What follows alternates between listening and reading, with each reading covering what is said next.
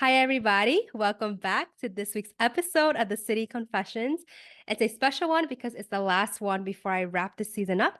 And today we are joined by Rebecca Benvie. She is an ASMR specialist and founder of WhisperWave, an ASMR spa in New York City focused on wealth and health. And you have two locations, one in Williamsburg and one in Union Square. I was lucky enough to experience a session, so we will dive into the details, what ASMR is, and how you got into it. So before we do, hi, Rebecca. How are you? And welcome to my podcast. Thank you. I'm really happy to be here. I also told me that I'm your first podcast, so I'm so honored because you will never Very forget me. excited. Why don't you introduce yourself to my listeners? Tell us who you are, what WhisperWave is, and also your relationship with New York City. Yeah, absolutely. So my name is Rebecca Benvie, and I founded a spa in New York City, an ASMR spa, um, in January. So we're kind of coming up on 6 months here, Yay. and yeah, it's been a really incredible journey so far. I absolutely love it, and it's definitely been like a whole kind of path of exploration for sure. So I've been in New York City. I moved here in 2019, so just before the Mhm. pandemic. I'd spent a lot of time here over the years. I had an aunt here growing up. So um, yeah, it felt like New York City, obviously people are very live very high stressed, Mhm. high paced lives, and I feel need more outlets for wellness and to just kind of decompress and take care of their own, wellness and mental health, etc. So yeah. And I'm sure a lot of people know what ASMR is, but for those who may not know, can you just explain what the acronyms are and kind of like how did you personally get involved or interested in this industry? Absolutely. Yeah. So ASMR stands for Autonomous Meridian Sensory Response. So it's essentially a response that a lot of people find difficult to explain, but ultimately, one of the kind of foundational things is a sensation of tingling when you're exposed to different types of sensory. So a lot of people are familiar with ASMR because of videos Hmm. online, either through YouTube or social media, and some of them can be really odd, like chewing sounds and stuff like that. So there's different kind of like niches, and uh, everybody's a little bit different. I mean, not everybody. I mean, I guess I should preface this by saying not even everybody has ASMR, meaning not everybody gets that particular response. Um, though they do interestingly find there's a link between people and how predisposed they are to being a little bit more on the neurotic side of the spectrum. They tend to have more of an affinity and for ASMR. So I was aware that I had a certain response even when I was a child. Like I used to love going to the public library, and if the librarian came up to help me, she would stand behind me and she would whisper. And I guess it was a combination ultimately of personal attention and Mm. whispering that really kind of created that tingling sensation. And I mean, ultimately, it made me feel really cozy inside as well, which is maybe something people don't speak about as much. Just what it elicits, like on an emotional response level. And yeah, so I remember when I first read about ASMR, because it was actually a coined term, a term coined by the internet, not by a group of scientists, which is Oh. interesting. Yeah, and I think it was in like 2012 maybe that people started discussing this, and I remember reading about it and I was like, oh my gosh, that's that thing. Yeah, that's so interesting. I never knew that either. So, what inspired you to start WhisperWave? Yeah, so I mean, so it was several things ultimately that kind of led to me opening the spa. I mean, if we're going to kind of wind this back and talk about just touch, I remember there was a period of time where I was traveling very extensively for work. I was extremely lonely, and I would go for massage frequently just because I needed human touch. And but massage can be really, abrasive, and it's you can leave with bruises and stuff afterwards. So it wasn't really filling that need, but it was like the closest thing I could find to a service that I was, searching for, I guess. Um, and then last year, actually, I had gone to a group event in Brooklyn run by this facilitator who I really respect. And it was like there was a lot of different exercises, like group exercises around like connecting and stuff like that. But one of the components was near the end. Um, Half of the group was blindfolded and kind of sitting on cushions, and the other half basically chose from these different tools in the center of the room. Like there was like flowers and feathers and things like that. And you were supposed to receive without knowing who you were receiving from. And then midway point, she had us switch places. So you had a period of time where you're both giving and receiving. And I went to bed with a smile on my face and woke up with a smile on my face. It was like every cell in my body was just like rejoicing.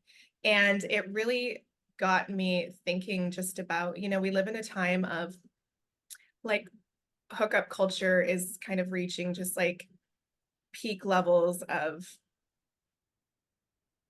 in my opinion, horror.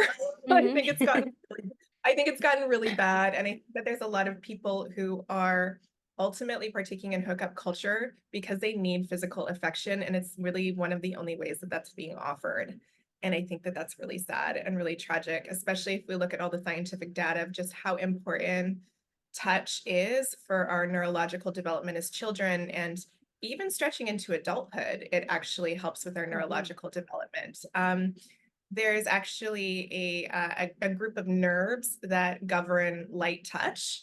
And when those are stimulated, it actually basically helps us with self-regulation. It helps us kind of hone in and understand when we're tired or hungry, which it sounds like we know when those things, when we're tired or hungry, but how many times have we been going about our day and you're like, oh my gosh, I forgot to eat, or oh my goodness, I didn't realize how exhausted I was. It basically helps you develop a stronger sense of these things, which is really profound.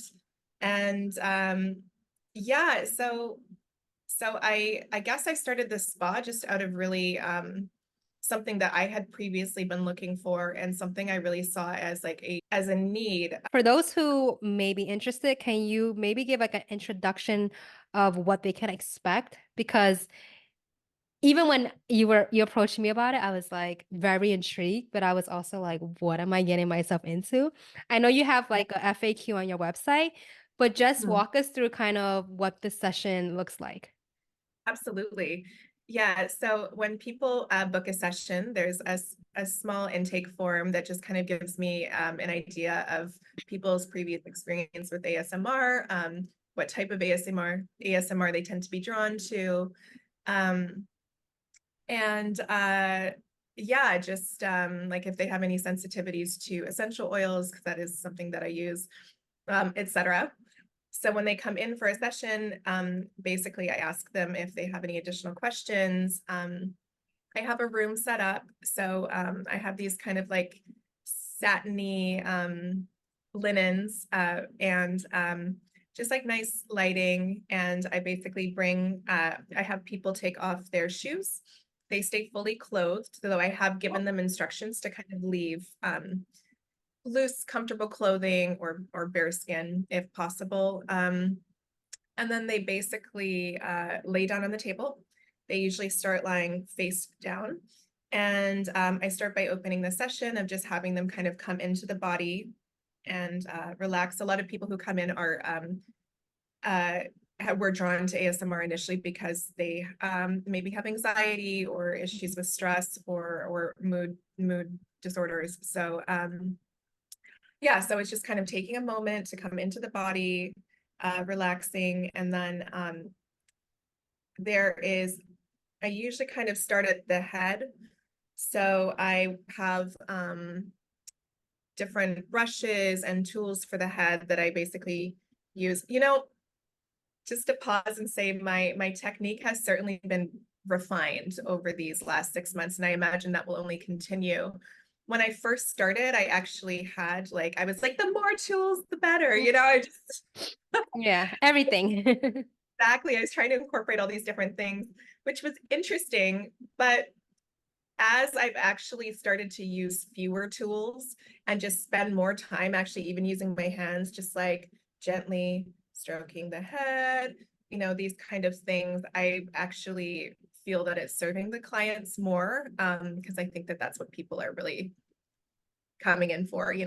So yeah, so I will use combs, use my hands, and I will rub their back. I do have some sort of crinkly sounds. I have a rain drum. So there are several sound elements. There is a period of time we'll have them flip over. And then I also have these soft makeup brushes. So I'll kind of just softly stroke their arms. I generally write words of affirmation, trace words of affirmation on their arms. I just love this idea of imprinting, just physically imprinting beautiful words on their body. My intention with each session is I really want to bring people back to this experience that we have with early caregivers of just being completely held and cared for in the most nurturing way possible. And when I've achieved that, I feel like I've done my job. I do find that about 95% of clients do get the tingles, even ones who don't always get tingles watching the videos, which has been interesting. Yeah, actually, and so there's essential oils, as I mentioned, used several times throughout the session. I will just have them I'll rub it on my hands and have them breathe in through their nose. And then I usually close out the session by just maybe sometimes gently holding their feet just to help ground. And then I have a little gong, a bell to close out the session. And yeah, that's pretty much it. No, it sounds wonderful. You're bringing me back to our session. And I really do admire you for doing this because I feel like your motivation and mission is greater than yourself. And the fact that you're trying to serve people in a way where it's everybody has these unmet needs. And I definitely think oftentimes it does stem from childhood or versions of ourselves from the past. Because even when I went to you, I was like, oh my God, I didn't even know how much I needed it until I experienced it. So I think this is good for people listening who are not familiar with ASMR or probably no, it's not for me. I always think it's good just to try things because you just never know. And it's good to, yeah, just see for yourself what it can bring you because the results can be surprising. The journey has been only 6 months, but can you talk about the challenges since becoming your own entrepreneur in this mental health space? Yeah. I mean, I think it's just, a lot of this has really flowed quite smoothly, in the sense of I found my spaces really in just a really kind of beautiful way. I don't know, just a lot of things have really fallen into place with it. I will say, I mean, I guess one of the there's that part of me that really hoped that it would just blow up online and I would have, a full calendar right out of the gates. And I'm having to exercise some patience, knowing that it's just a, time getting the word out and also allowing this field in and of itself to just develop. I really believe that there are several other people in different places who are doing what I do. There's a place in Toronto called Tingle Bar. They're really amazing. There's a woman in Los Angeles who's doing it. There's someone in Edinburgh. So it's starting to kind of pop up, and it's been interesting. People have been reaching out to me, and actually I had somebody come and see me from Philadelphia, and she was this older woman, and she was like, oh my gosh, I've actually wanted to offer a service like this my entire life, but I didn't call her or how to market it. So now she's in Philadelphia kind of trying to get her business off the ground. And I really believe that there's a lot of people when they come in, they're like, I can't believe that this isn't more of a thing, you know, because we all have those moments when we go to the hairdresser and like, they're kind of like patting Oh, your head. that's my favorite part. Yeah, Like, oh my totally. God. And I'm it like, lasts please like don't stop. totally it lasts like 30 seconds and Yeah. then it's over. But yeah, we're always kind of seeking out those moments in different services. And um I think it's really just a matter of time uh for it to start to grow and for more people to kind of learn about it and seek it out and become more comfortable with the concept of it as well, because it might seem a little bit odd to a lot of people. So yeah. Yeah, and the fact that it is New York's first ASMR spot is like a huge accomplishment because though there may be replicas, you can never beat the original. Kudos to you. Cool, Um, thank yeah. you. So my podcast is called The City Confessions, and I would love to ask you, Rebecca, if you can share a confession with all of us. And I preface this all the time by saying it can be however you receive it. So you can make light of it, you can share something more deeper and vulnerable. Again, whatever you're comfortable with. But if you can share a city confession with all of us, what would it be? I might stump you on here. Oh boy, yeah, I'm like, It can be can like a secret you or something that you think is like a misconception or like a surprising fact that people would be shocked to hear about, either about you personally or professionally. Um, it can be anything. hmm.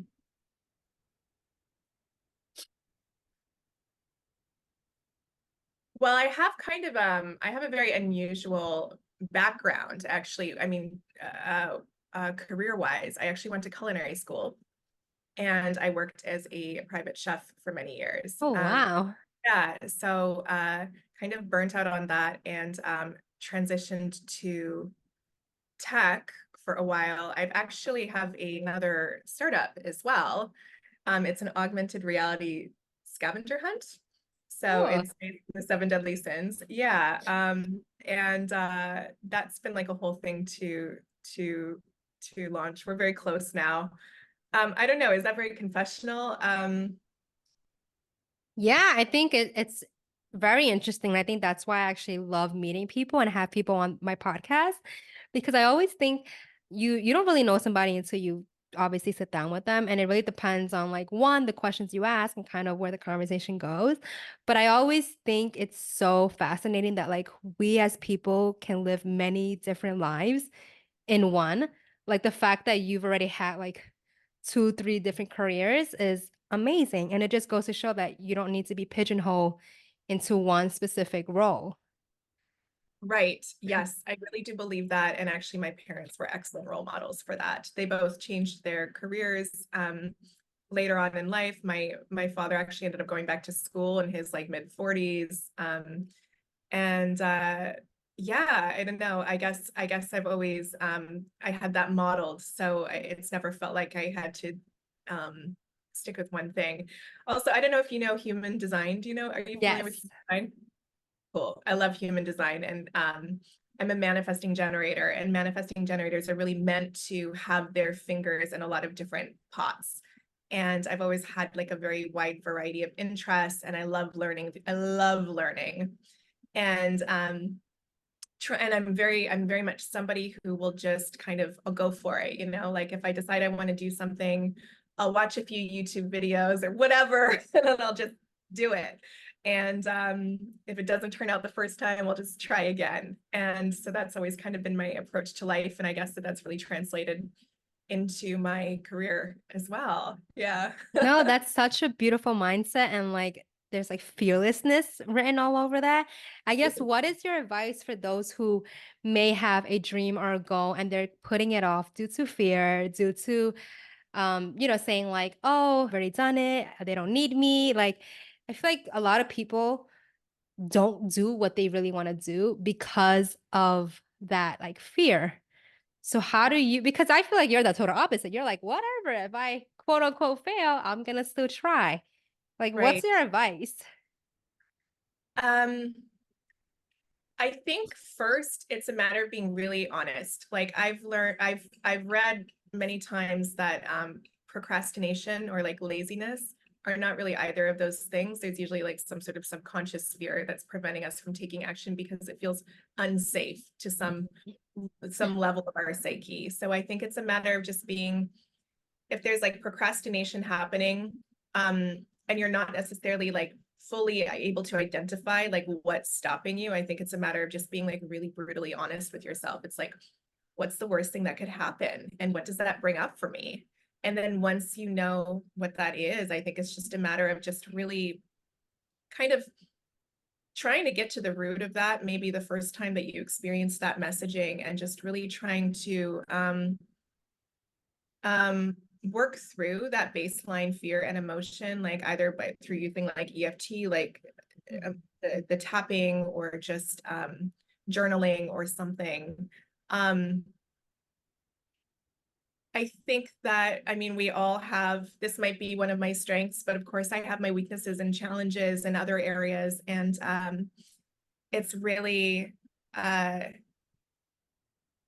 it's really important that we view this stuff as really,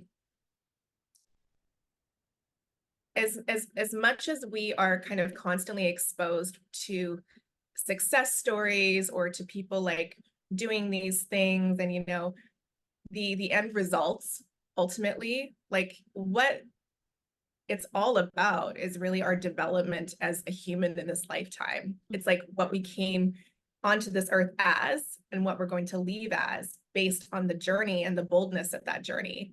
So it's really, if you can kind of take a step back and take the emphasis off of like the big picture and really put the emphasis on like the versions of you that are going to have to die in order to reach a more true version of what you really are. And then it becomes something completely different. And that's very difficult. Like, I think a lot of people want to do that, like be in touch with their higher self. But like you said, that takes work, and also saying goodbye to the versions that, no longer serve you. But because you're so programmed at times, like that to Yeah, be your default coding, it is so hard to rewrite that. And I'm speaking from like my own personal um experience of what I'm going through right now. okay. But it takes discipline. And I think if you really, really want to change, like then it starts from, within. Absolutely. Yeah, couldn't agree more. And I, as I've gotten, I feel like so much of my personal development journey for many years was really about like trying to change. And I started to realize like it really was never about changing. Like we come in, like as you just identified, like learning so many lies. Mhm. We grow up and we're surrounded by like lies. We are surrounded by all kinds of messages that tell us that we are not the divine, worthy, Mhm. abundant light beings that Mhm. we truly are.